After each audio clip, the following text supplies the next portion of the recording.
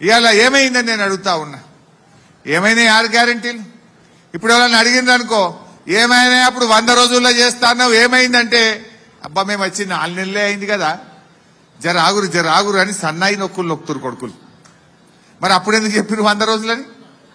అప్పుడేమో గంభీరమైన ఉపన్యాసాలు చెప్పారు. పాపం ప్రజలు నమ్మిండ్రు. అరే 100 రోజుల్లో వీడేమో ఉద్ధరిస్తాడు అనుకొని నమ్మిండ్రు. కానీ ఇప్పుడు అర్థమైంది ఏంటంటే ఉద్ధరించుడు కాదు, ఉద్ధర మాటలు చెప్పారు కాంగ్రెస్ వాళ్ళని ముచ్చడం అర్థమైతా ఉంది. మోసం చేసిందనే విషయం అర్థమైతా ఉంది. మరి ఇప్పుడు ఎట్లా? 4 నెలలనే మోసం చేసిండ్రు.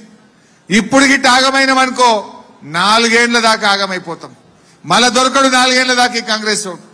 రేపు మేము అసెంబ్లీలో గట్టి కొట్లాడాలంటే ఈ ఎన్నికల్లో ప్రశ్నించే గొంతు వెంకట్రామరెడ్డిని, బీఆర్ఎస్ పార్టీని గెలిపించాలి. రేపు నేను అసెంబ్లీలో మాట్లాడాలి. మొన్న మంచిగానే మాట్లాడిందా పోయినసారి? మళ్ళా గట్టిగా అడగాలనా వద్దా? నేను గట్టిగా అడగాలంటే వెంకట్రామరెడ్డిని గెలిపిస్తే నేనేమంటా, చూడా రేవంత్ రెడ్డి, నువ్వు ప్రజల్ని మోసం చేసినావు గనక నీకు సురుకు పెట్టిండ్రు, నిన్ను ఓడగొట్టిండ్రు, నిన్ను కర్రు కాల్చి వాత పెట్టిండ్రు. ఇప్పటికైనా కళ్ళు తెరువు, ప్రజలకిచ్చిన హామీలు అమలు చేయమని నేను అడగగలుగుతా. అంతేనా కాదా?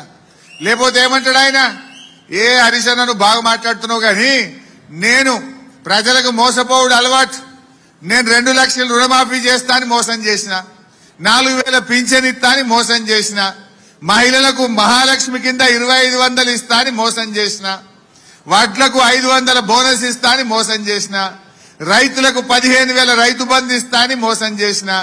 నేను అన్ని చేసినా నాకే ఓట్లేసిండ్రు, నువ్వేం మాట్లాడతావు అన్నాడా నన్ను? నేనంటే నువ్వు ఇవన్నీ ఎగబెట్టావు కనుకనే నిన్ను కర్రు కాల్చి వాత పెట్టిండ్రు. ఇప్పటికన్నా కళ్ళు తెరువు, మా ప్రజలకి ఇవని నేను కాంగ్రెస్ వాళ్ళ మెడలు వంచాలంటే ఈ ఎంపీ ఎన్నికల్లో బీఆర్ఎస్ పార్టీ గెలవాలి. ఇవాళ ఏమైపోయిందే, నేను రాంగ మిరుదొడ్డికెళ్ళొచ్చిన, ఆడ రోడ్డు మీద వడ్లండ పోస్తే మాట్లాడినా, ఏమవ్వా ఏం సంగతి వడ్లంటే రైస్ మిల్లోళ్ళు వచ్చిండ్రు 1800కి అమ్ముదామంటారు. ఇవాళ వడ్లకు మద్దతు ధర ఎంత? 2,203 రూపాయలు వడ్ల మద్దతు ధర. యాక్చువల్గా వీళ్ళు ఏం చెప్పారు కాంగ్రెస్ వాళ్ళు, 500 బోనస్ ఇస్తాం, 2,500కి వడ్లు కొట్టామన్నారు. పరిస్థితి ఏంటంటే 1800కి అమ్ముకుంటున్నారు ఇవాళ రైతులు. అయ్యో ఎందుకు అమ్ముతున్నారమ్మా 1800 కంటే? ఏమో ఈ కాంగ్రెస్ గవర్నమెంట్ కొనటట్లేదు కదా బిడ్డ అంటుంది. నమ్మకం పోయింది ప్రజల లోపల. 1800కి అమ్ముకునే పరిస్థితి వచ్చింది. నేను రైతు సోదరులకు కూడా విజ్ఞప్తి చేస్తా ఉన్నా, తొందరపడి అమ్మకండి. మద్దతు ధర 2,203 రూపాయలు ఉంది, దాని మీద బోనస్ ఇస్తామని చెప్పిండ్రు. మీరు మార్కెట్లకు తీసుకురండి, ఈ కాంగ్రెస్ వాళ్ళ మెడలు వంచి మీ వడ్లకు ధర వచ్చే ప్రయత్నం మేము చేస్తాం. 6 కాలం కష్టపడి పండించిన పంటలు దయచేసి తక్కువ ధరకు అమ్ముకోవద్దని కూడా రైతులకు విజ్ఞప్తి చేస్తా ఉన్నా. యువకులు, విద్యార్థులు దయచేసి గ్రామాల్లో ప్రజల్ని చైతన్యపరచండి. ఒకసారి ఆ వీడియోలు కూడా చూపిస్తా, వీలైతే మీ ఫోన్లలో కూడా పంపిస్తాం. ఇంటింటికి పోయి చైతన్యపరచండి. అవ్వ తాతలకు 4,000 పెన్షన్ గురించి ఎట్లా చెప్పిండో కొన్ని పెట్టుపోయి చూద్దాం. ఏదో ఒకటి పెట్టు. 2 లక్షలు మాఫీ పెట్టవా? ఇవాళ రుణమాఫీ చేసిన వాళ్ళందరినీ నేను విజ్ఞప్తి చేస్తున్నా, ఎంబడే బ్యాంకు పోయి 2 లక్షలు తెచ్చుకోండి. జనవరిలో డిసెంబర్ 9 నాడు నేను రాగానే మాఫీ చేస్తా. ఇవాళ చంద్రశేఖరరావు ఏమనుకుంటున్నా అంటే రుణమాఫీ చేసిన ఓట్లు నాకు పడతాయని. నేనేం చెప్తున్నా అంటే రుణమాఫీ అయిన వాళ్ళందరూ ఎంబడే పోయి మళ్ళీ 2 లక్షల రుణం తెచ్చుకోరి, డిసెంబర్ 9 నాడు నేను అవి మాఫీ చేస్తా. కాబట్టి రైతులందరూ అయినా అదే రుణమాఫీ వరకన్నా అయిందా? మరి అదే ముచ్చట ప్రజలకు చెప్పుండ్రి. రుణమాఫీ అయిన వాళ్ళంతా కాంగ్రెస్ కోటైంది, కానోళ్ళంతా కారు గుర్తు కోటైంది, మేము చేపిస్తాం మన మెడలు వంచి అని చెప్పు. బోనస్ చెప్పు, ఇక వడ్ల చెప్పిండు చూడు ఏం చెప్పిండు. ఇప్పుడు మద్దతు ధరకు మించి 2,500కు క్వింటాల్ ఒట్టుకునే బాధ్యత కాంగ్రెస్ పార్టీ తీసుకుంటుంది. అదేవిధంగా మక్కలకు కూడా చెప్పిండు. మరి ఇప్పుడు 2,500 ఇయ్యాలన్నా వద్దా? ఏం చెప్పిండు? ఈ మాటలు చెప్పి ఓట్లు వేయించుకున్నాడు. దుబ్బాకలంటే మీరు నమ్మలే, కానీ కొంత నల్గొండలో, ఖమ్మంలో, అటుమోకాని ఈ మాటలు చూసి నమ్మితే ఇవాళ కాంగ్రెస్ నట్టేట ముంచినటువంటి పరిస్థితి. ఈ విషయం మీద మనం ప్రజల్ని, రైతుల్ని చైతన్యపరచాలి. కేసీఆర్ ఉండగా రైతులకు ఏం చేసిండే?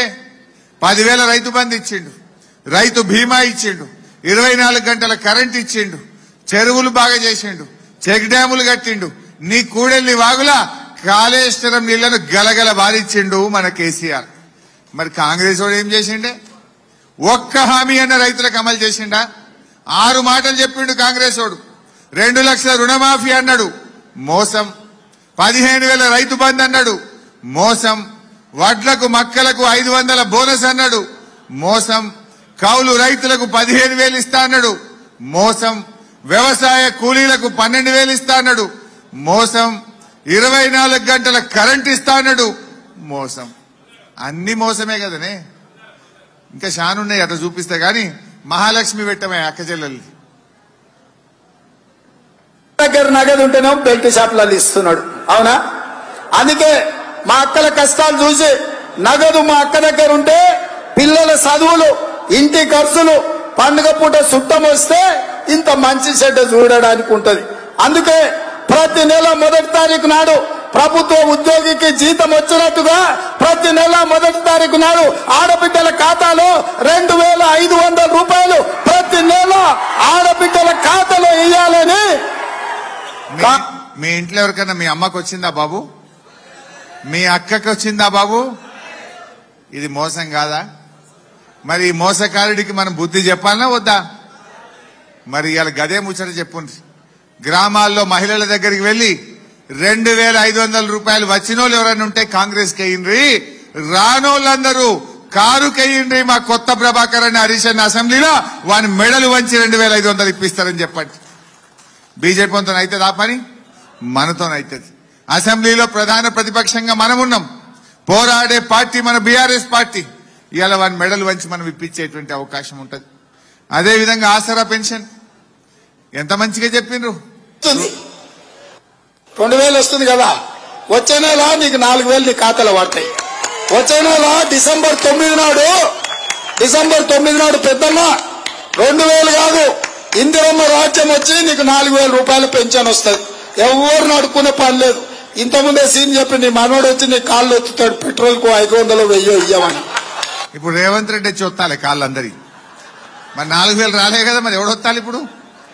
ఆయనే వస్తాలి. ఇప్పుడు 42 లక్షల మంది అవ్వాతాతల్ని మోసం చేసిండు 4,000 పెన్షన్ ఇస్తాను. ఇంకా బాధ కలిగేది ఏంటంటే 4,000 మాట దేవుడు ఎరుగు, నడిమిట్ల జనవరి నెలలో ఇచ్చే 2,000 కూడా ఇవ్వకుండా మోసం చేసిండు. 1 నెల పింఛనే కొట్టిండు, 4 నెలల్లో జనవరి నెల పింఛనే కొట్టిండు ముసలోళ్ళకి పాపం.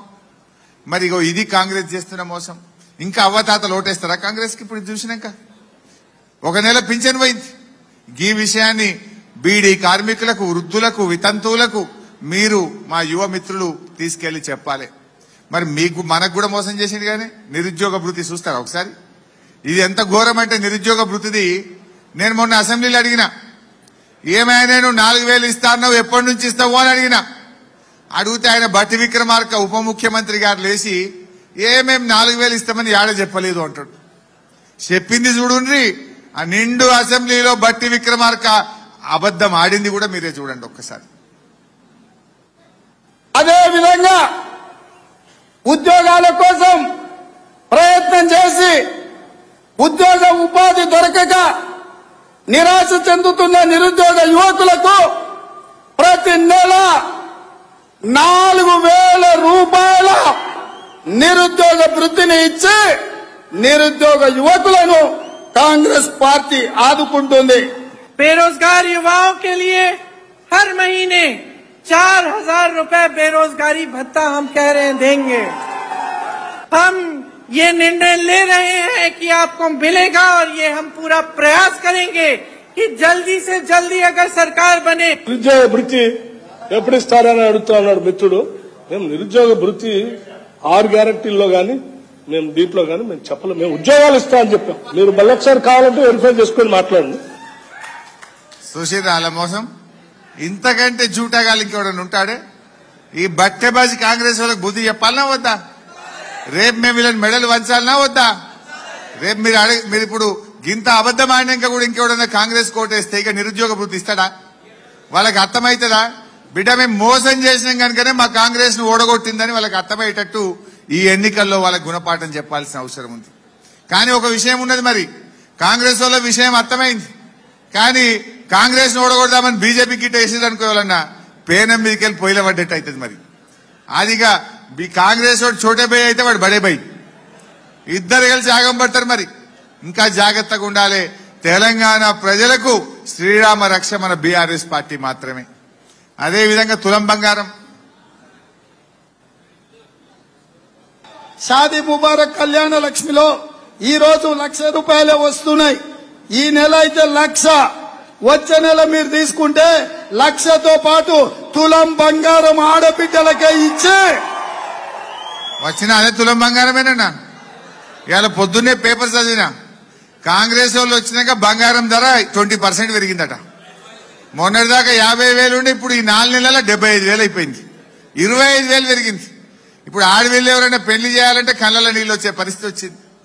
మరి తులం బంగారం ఇస్తామన్నోళ్ళు ఇవాళ పరిస్థితి ఏంటంటే తులం మాట దేవుడి దగ్గర కానీ కేసీఆర్ ఉండంగిచ్చే 1,00,000 రూపాయలు కూడా బంద్ అయిపోయినాయి.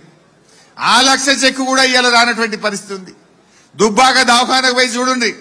కేసీఆర్ ఉండంగా బ్రహ్మాండంగా 100 పడకల ఆసుపత్రి కట్టినాం. బిడ్డ కాన్పుకు పోతే మంచిగా కాన్పు చేసి కేసీఆర్ కిట్ ఇచ్చి ఆటో కిరాయి లేకుండా తల్లిని పిల్లని తీసుకొచ్చి దౌలతాబాద్ లో దించిపోయినాం.